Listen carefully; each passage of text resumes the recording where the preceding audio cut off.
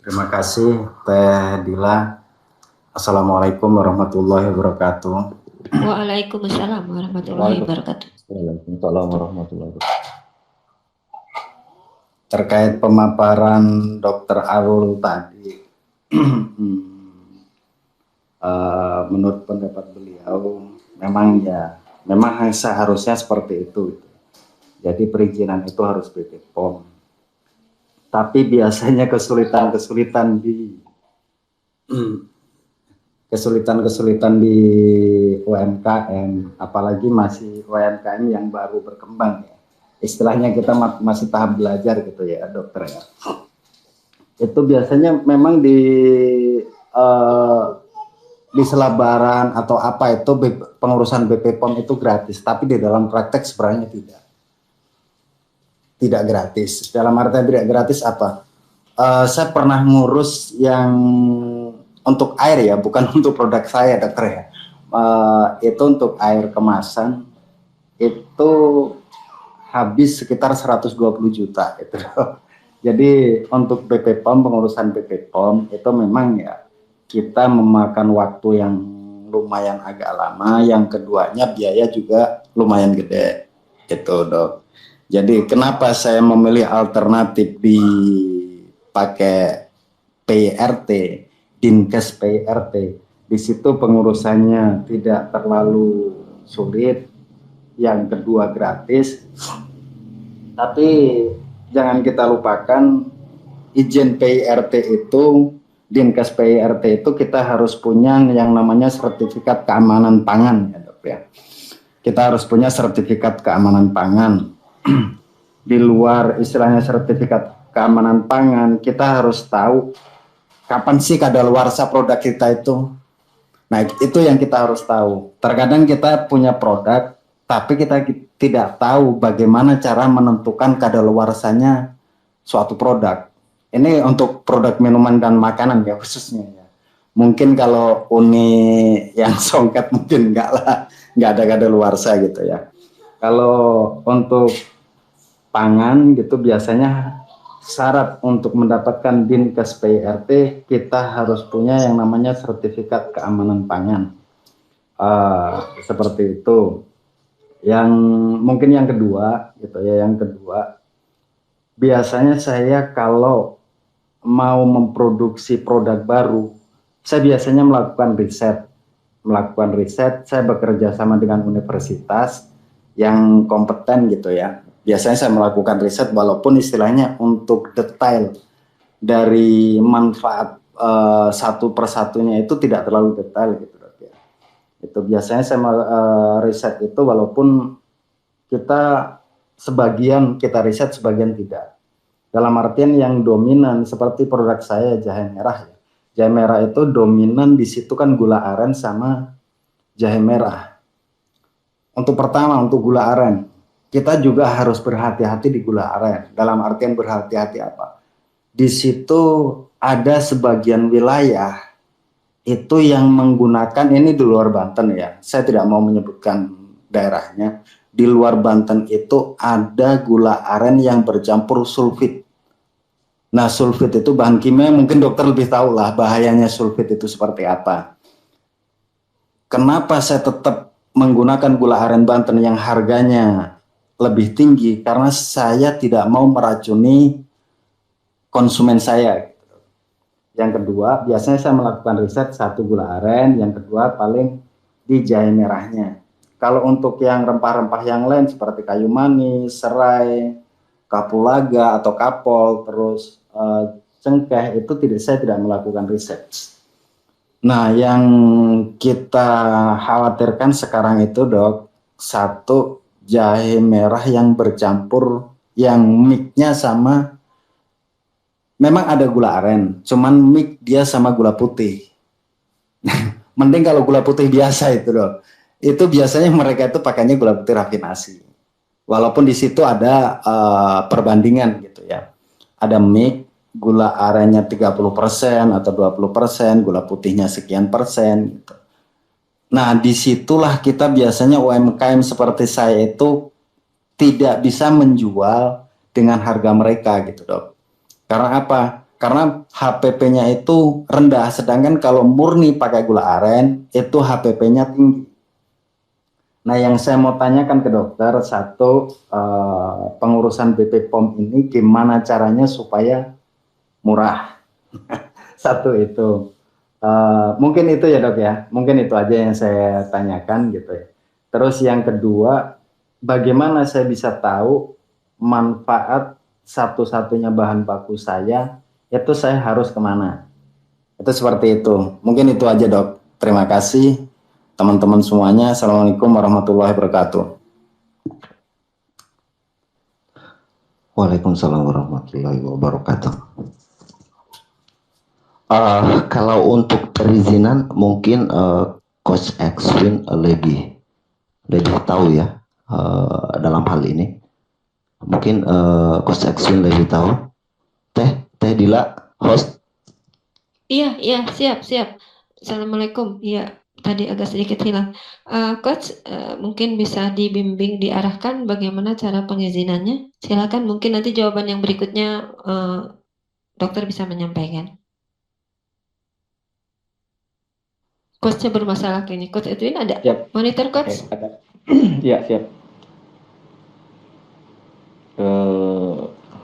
Oke, saya jawab sedikit tentang BPOM ya. Untuk BPOM, setahu saya memang ini sejauh yang saya tahu dan sejauh yang sempat saya tahu, kalau memang BPOM, pengurusan BPOM ini ya harganya ya segitu memang, karena mereka akan melihat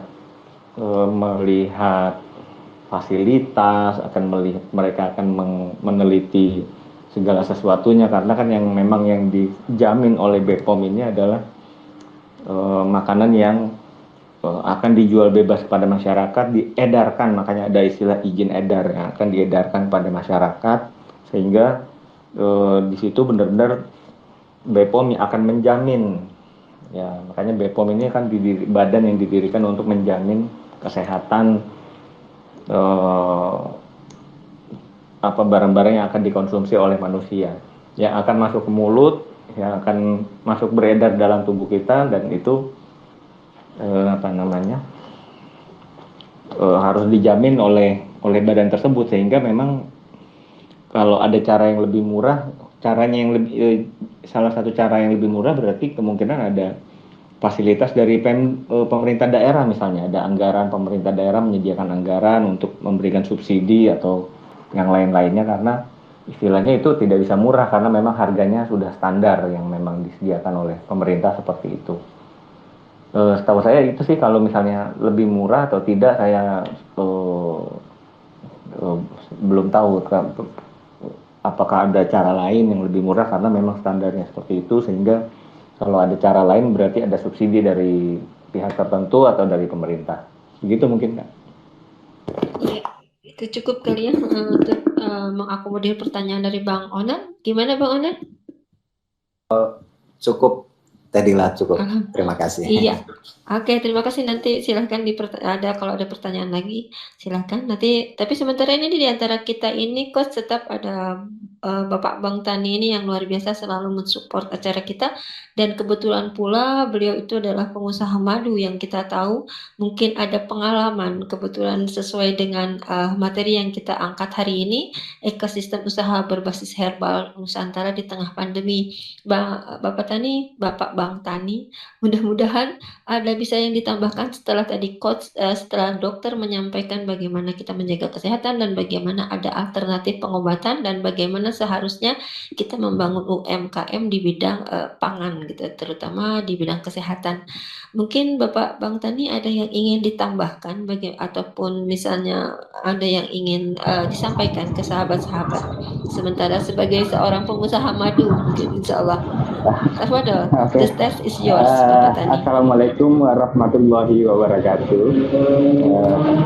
Waalaikumsalam warahmatullahi wabarakatuh. Terima kasih untuk kesempatannya. Ini saya kalau berbicara tentang Balekom, saya skeptis ya, istilahnya. Pengalaman saya 13 tahun di farmasi itu saya tahu benar, istilahnya saya kan termasuk salah satu manajer di perusahaan asing. Waktu itu mungkin dokter tahu obat TB originator itu kami yang bawa, yang punya itu satu-satunya dari Sandoz. Nah, kena kami pada tahun 2016 ya, itu adalah perusahaan ada flag dengan pihak Balai POM. Jadi produk-produk yang sudah FDA dan sudah di ACC tiba-tiba ditarik oleh Balai POM pada waktu itu.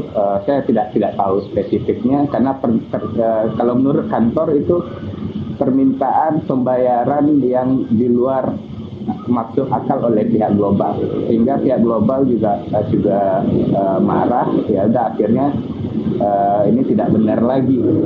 Akhirnya kita ditutup tahun 2016 ya. Nah, kemudian lanjut dengan produk madu. Jadi madu itu beberapa tahun yang lalu, sekitar hampir 2 tahun yang lalu, saya pernah mencoba untuk, karena pada waktu itu dimasukkan ke swalayan ya, jadi ada permintaan dari supermarket, namun mereka harus ada izin usaha, kemudian juga ada Balai POM dan halal MUI ya. Nah, mereka menganggap dengan kita masuk supermarket sudah bukan UMKM lagi, jadi sudah skala besar yang mereka pandang ya, orang dari pihak Balai POM. Jadi pada waktu itu untuk masuk satu produk madu itu Balai POM-nya hampir diminta sekitar berapa, 25 juta ya, dan itu akan diperpanjang setiap 3 bulan. Bayangin, saya hanya UMKM kemudian dia minta 25 jutaan. Itu di luar MUI ya. Halal MUI pada waktu itu minta sekitar 1.500.000. Dan untuk hasil labor, jadi saya pernah labor itu 1 kali diundang itu sekitar 1 juta ya. Jadi kalau diperkirakan setiap 3 bulan saya harus update, itu berarti habis biaya sekitar hampir 30 juta untuk biaya aja yang izin-izinnya ya, Balai POM dan halal MUI. Nah, sedangkan untuk izin usaha yang dari Dinas Kesehatan ada izin usaha rumah tangga, itu mensyaratkan harus minimal di sini 2 tahun sudah terdaftar di kelurahan, baru mereka akan ajukan. Nah, bisa jalur cepat mereka minta 5 juta. Akhirnya pada waktu itu saya batalkan. Memang tidak saya nyatakan kalau apapun Balai POM, dinas apapun, kalau di Pekanbaru mendukung UMKM itu bullshit ya, kecuali mereka lagi ada program yang dikejar oleh pemerintah pusat, baru mereka akan keluar itu menarik.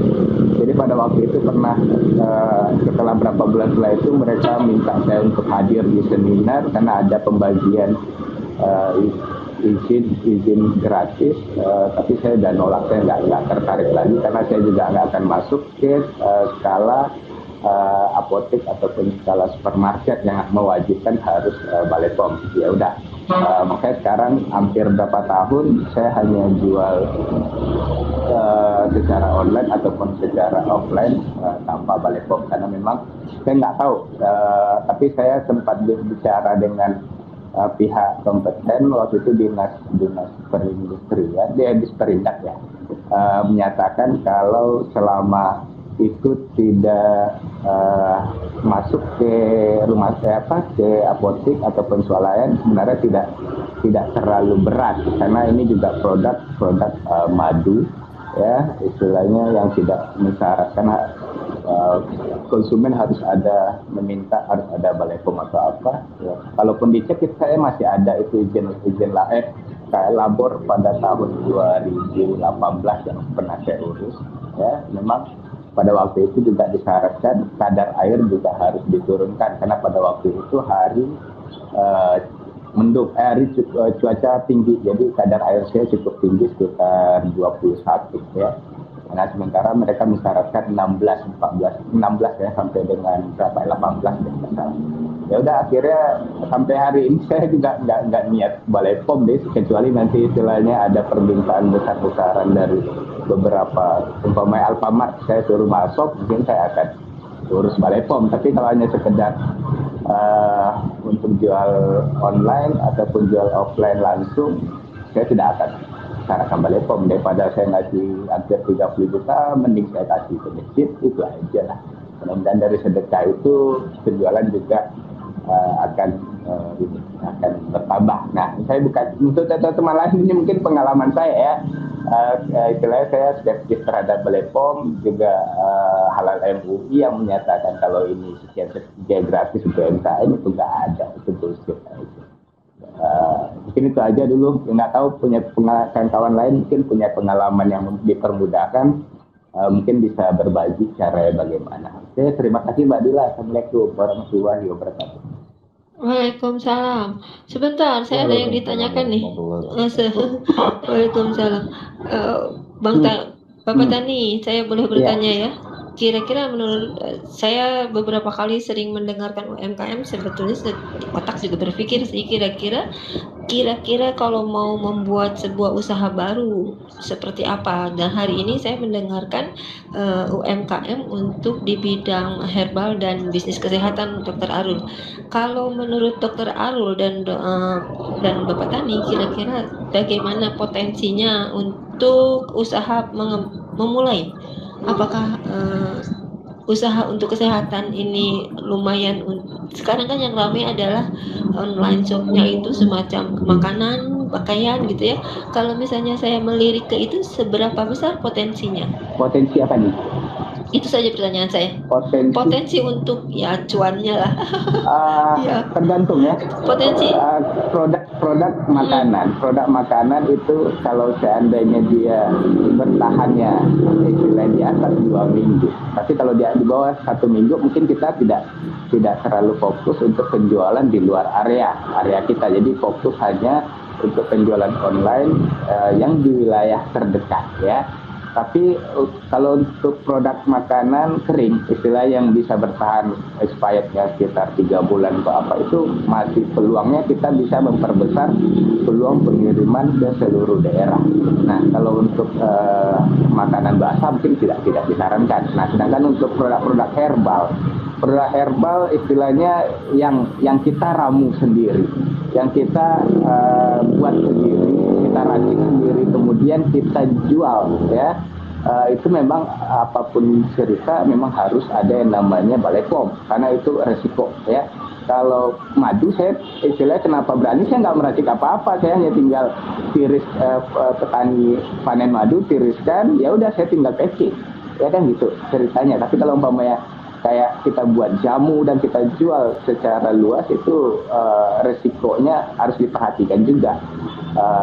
Begitu juga dengan makanan. Kemarin sempat ada masalah makanan mie ya, yang dipanggil polisi karena dia membuat makanan mie tanpa Balai POM.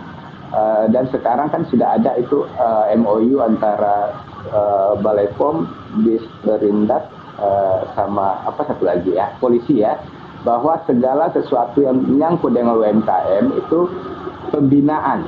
Jadi memang seharusnya itu bukan melakukan istilah sanksi untuk makanan ya, untuk makanan dengan memberikan sanksi, tapi dengan merangkul UMKM untuk dibina perlahan, sehingga mereka nanti ke depannya sudah ada akses izin tersebut. Nah, kalau untuk masalah makanan saya nggak tahu omsetnya berapa ya.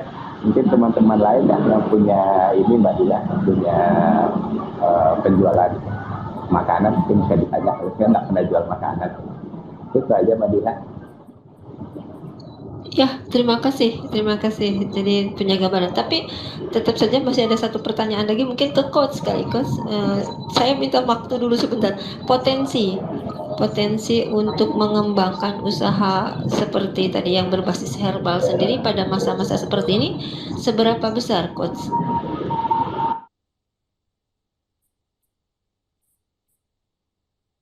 Coach, monitor coach. Dokter, gimana dok? Assalamualaikum warahmatullahi wabarakatuh. Ya, waalaikumsalam. Ya, silakan dok. Kalau menurut saya dalam hal usaha, khususnya yang bergerak di bidang kesehatan, tentunya itu potensinya cukup besar karena ini menyangkut tentang kesehatan badan kita. Namun harus diutamakan tuh apa namanya keselamatan konsumen kita. Makanya tuh harus betul seperti apa yang dikatakan Bang Tani itu tadi, Badan POM atau perizinan usaha itu tadi, terus perizinan obat-obatan itu yang kita perdagangkan itu tadi harus memang betul-betul jelas, karena di saat misalnya obat-obatan yang kita perjualbelikan tadi itu di saat dikonsumsi itu kan dia kerjanya di dalam tubuh. Berbeda misalnya seperti usahanya Uni Songket misalnya, dia hanya pakaian misalnya. Itu untuk perizinannya di bidang ini memang tidak ada karena dia di luar tubuh kita. Tapi kalau semua apa namanya semua bisnis, semua usaha yang masuk ke dalam tubuh kita itu baik baik khususnya herbal sendiri itu tadi itu harus ada seperti itu apapun alasannya, karena ini menyangkut ya kesehatan keselamatan konsumen kita. Saya kira demikian Teh Adila. Kalau untuk peluangnya sih peluangnya memang besar karena bergeraknya di bidang kesehatan. Dan kesehatan itu tentu semua dari kita membutuhkannya. Saya Panitia, kira suara saya seperti kedengaran? itu Teh Adila.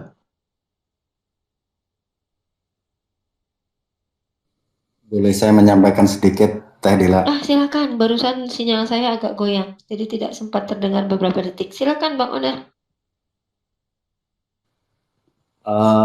Kalau untuk perizinan walaupun itu Dinkes PYRT seperti produk olahan saya, itu sebelum dikeluarkannya izin kita mengajukan kalau di sini ada yang namanya MPP ya, Mall Pelayanan Publik.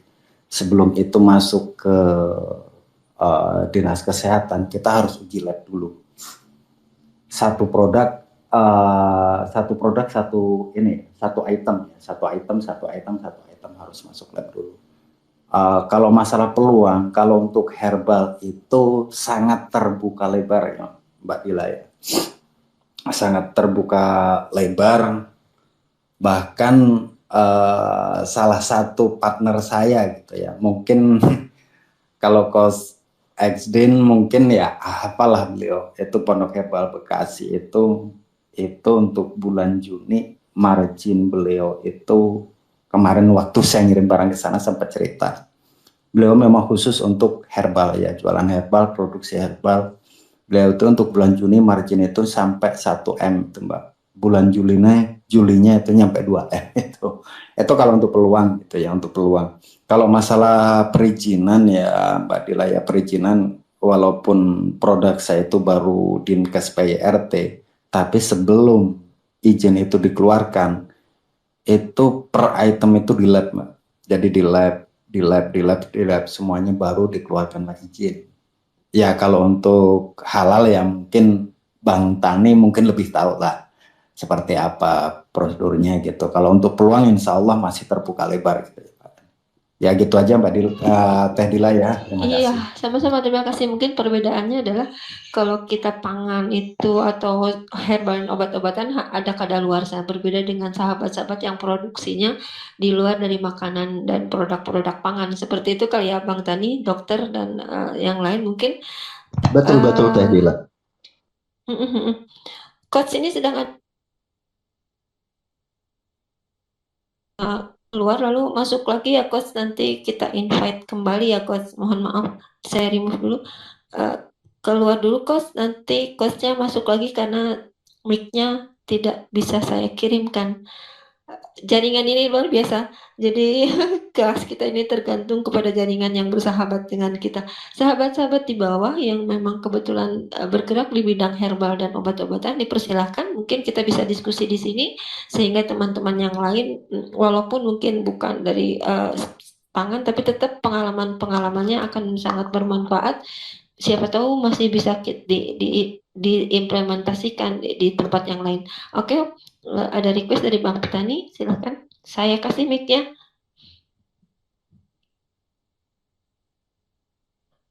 Ya, Assalamualaikum Coach. Sudah monitor Coach? Alhamdulillah. Error. Iya, Alhamdulillah Coach. Ya, Bang Petani, silakan untuk waktu selanjutnya. Tafadol, stage is yours.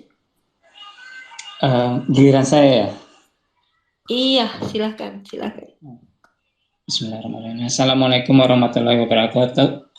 Terima kasih kesempatannya, Nadila, Coach Edwin, dan kami Iya, juga. sama-sama. Waalaikumsalam. Saya ingin mengajukan pertanyaan. Kan saya usahanya di bidang essential oil, minyak-minyak atsiri, dan juga teh kesehatan, yaitu Gold Tea.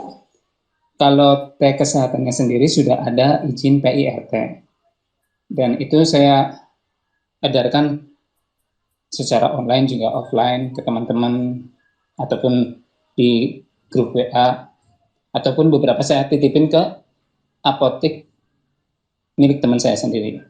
Terus yang tentang essential oilnya, minyak atsirinya, saya ngambil dari beberapa supplier, yaitu teman-teman petani saya sendiri yang nyuling. Saya tahu mereka gimana nyulingnya, dan tanamannya juga saya tahu gimana perawatannya,